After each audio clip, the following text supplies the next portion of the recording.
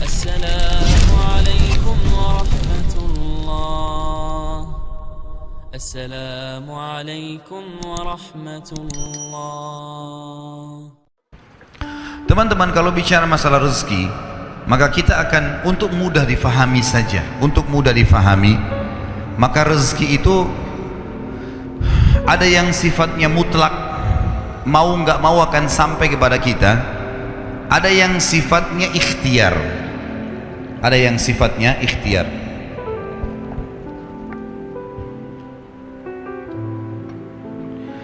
Kalau yang mutlak, teman-teman sekalian, mau nggak mau datang kepada kita. Biarpun kita lagi duduk di rumah, maka rezeki itu akan datang.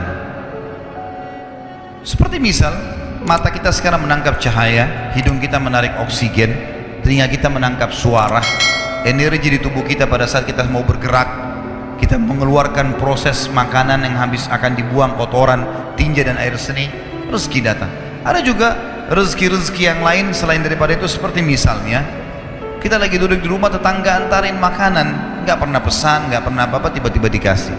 Orang tua kita banting tulang, begitu mereka meninggal kita dapat warisan, ya. Ada rezeki yang mutlak. Kita lagi masuk ke restoran, tiba-tiba ada teman juga masuk, dibayarin, ditraktir. Kita nggak pernah programin sebelumnya. Namanya mutlak, pasti sampai ke kita. Ini sesuai dengan hadis baginda Nabi SAW. Tidak akan meninggal jiwa, tidak akan meninggal orang yang punya nyawa, kecuali akan dilengkapkan semua rezekinya.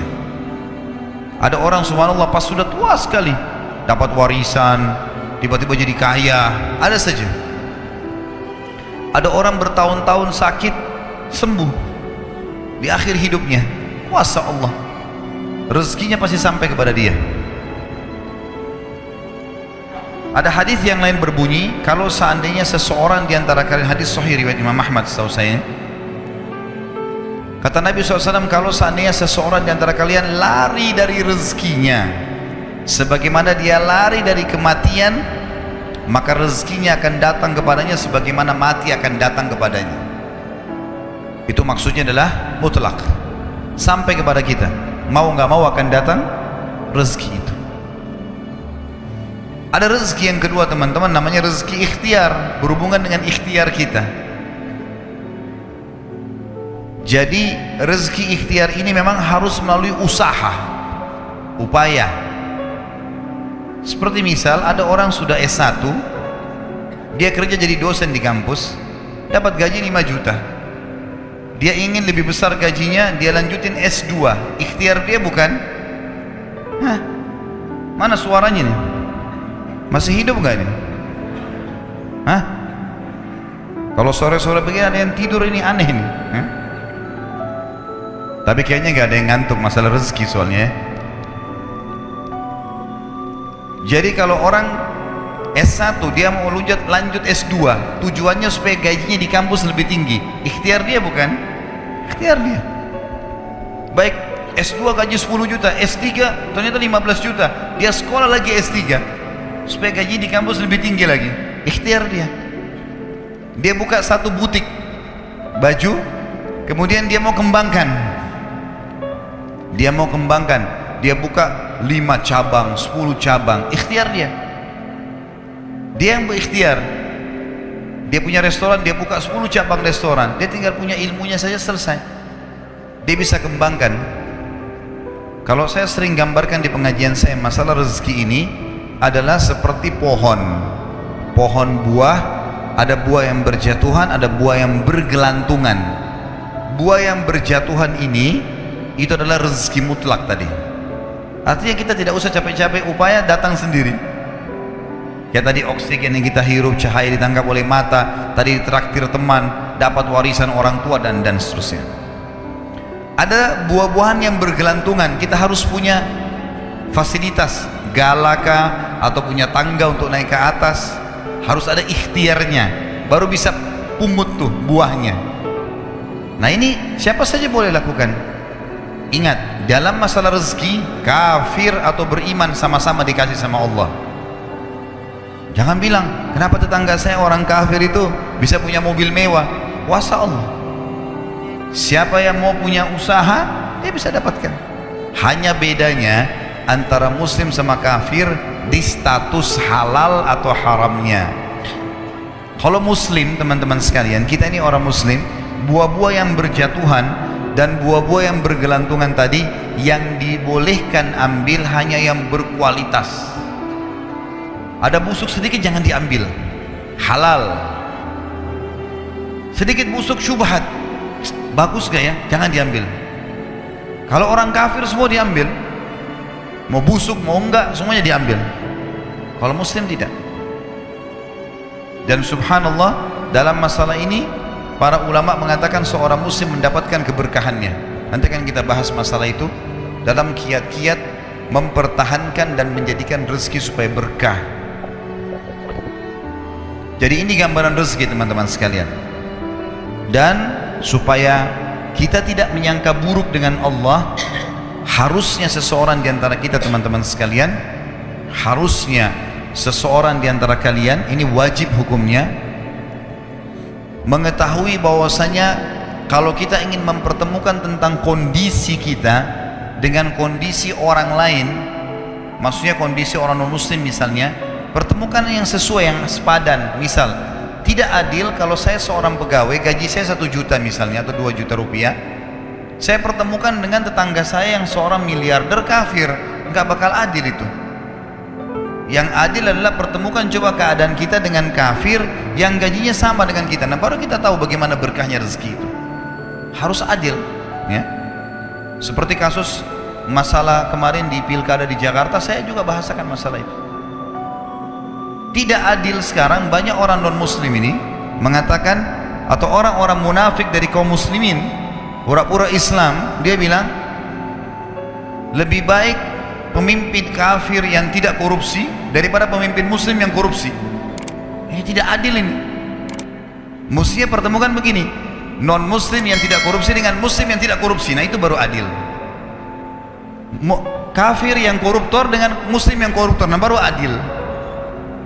Nggak bisa dipertemukan antara ini dengan ini, tidak bisa. Nggak bisa kita pertemukan keadaan kita yang gaji 1 juta dengan tetangga non muslim yang 1 miliar gajinya atau pendapatannya. Nggak adil namanya. Maka harus kita sesuaikan di sini, ya.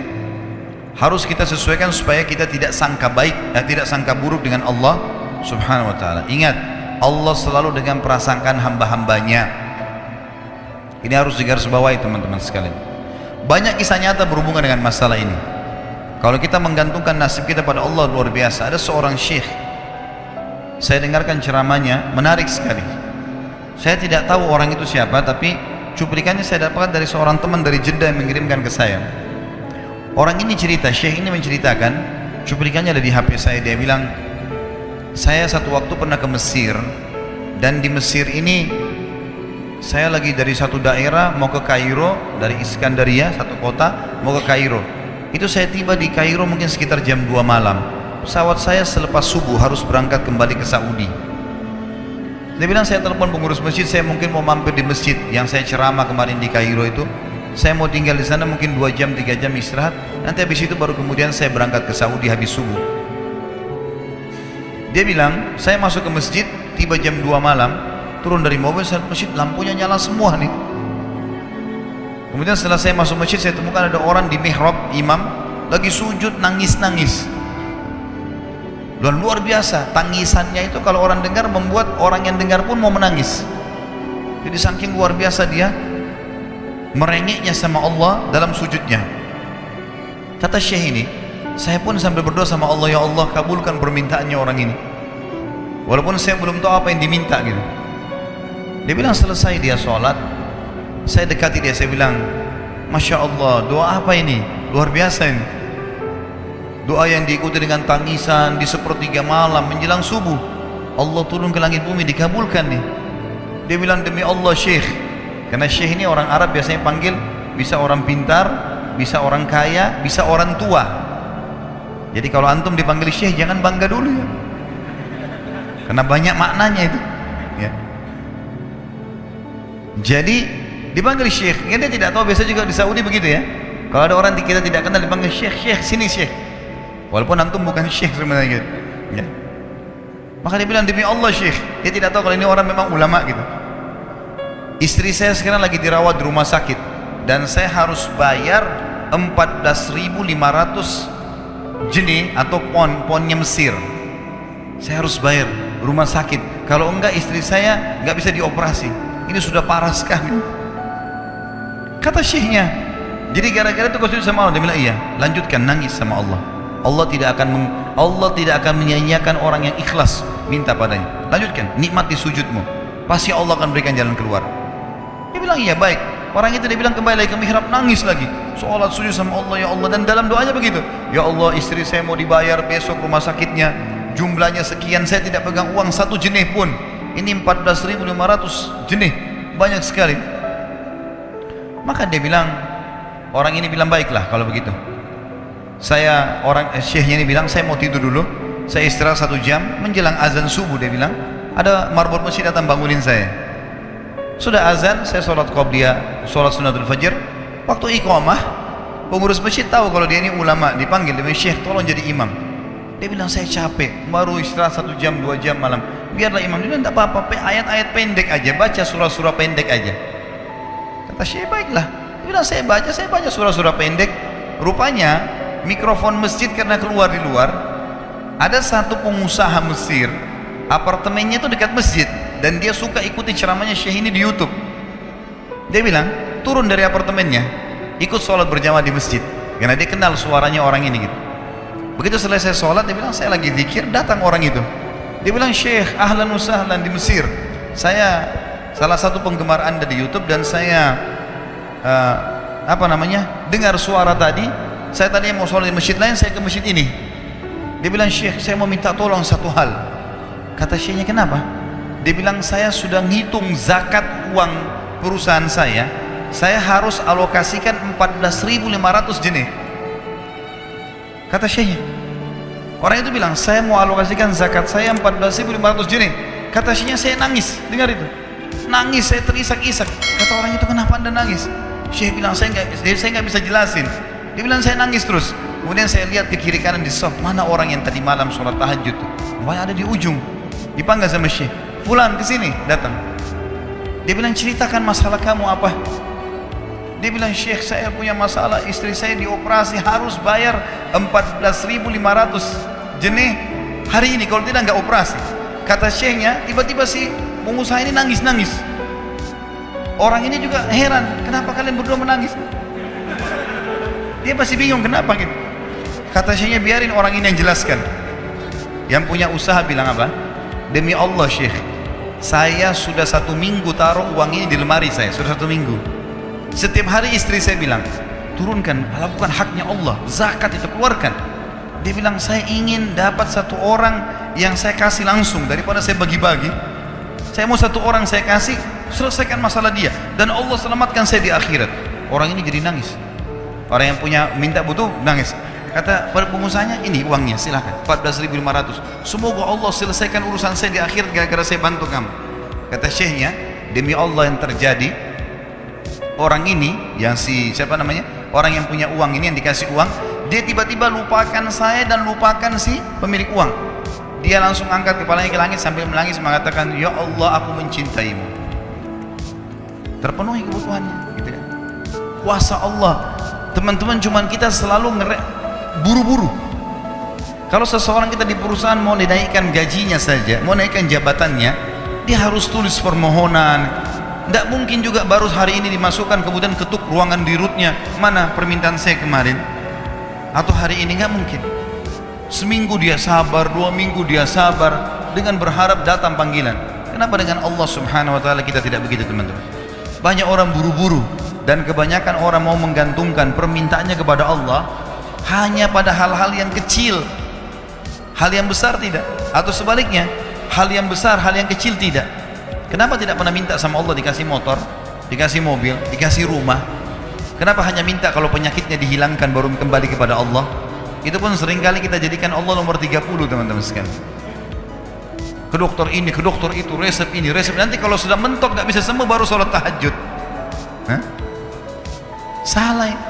Islam mengajarkan kita apa? Sebelum makan berdoa, sebelum tidur berdoa, sebelum aktivitas berdoa, sebelum ke dokter doa dulu supaya Allah jadikan kesembuhan. Karena dokter resepnya cuma semoga lekas sembuh, tidak ada pasti sembuh. Makanya teman-teman sekalian, kembali kepada Allah adalah jalan yang paling luar biasa gitu. Coba merengek kepada Allah SWT. Allah pasti tidak akan pernah memungkiri janji-janjinya.